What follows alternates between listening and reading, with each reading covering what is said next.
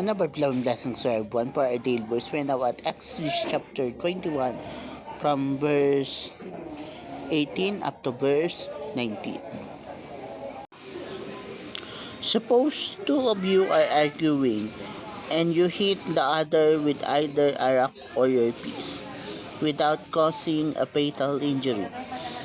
If the victim has to stay in bed and later has to use a stick when walking outside, you must pay for the loss of time and do what you can to help until the injury is completely healed.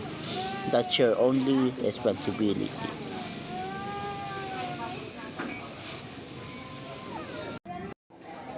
So this passage talks about the punishment for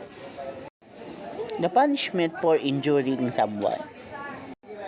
But it's a case-to-case basis. So the punishment might be severe or harsh or mild. It depends upon the injury of the beaten person. Yet again, let us remember that this is old world Israel, and that's Old Testament rule, or should I say Old Testament law. And maybe during our time, here now at our time, or should I say now at our current modern world, it's no longer applicable. Yet, still, if you injure someone, if you beat someone and that someone became a disabled, or if someone suffer an injury, then we have the law of the land. So here, the Philippines, it could be a slight physical injury or severe physical injury. Depends upon the injury.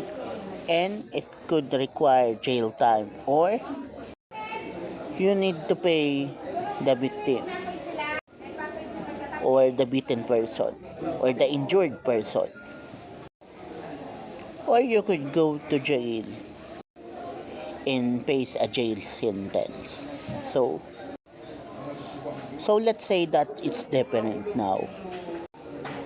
So let us remember, different era, different rule, different law, and maybe different culture.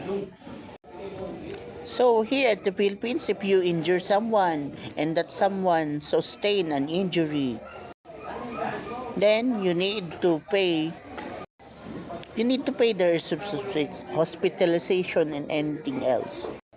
And of course, you need to pay their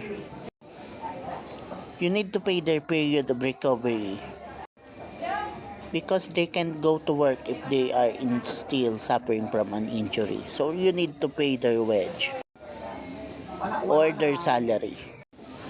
Yet in other countries, you might suffer worse. Maybe they have stricter law.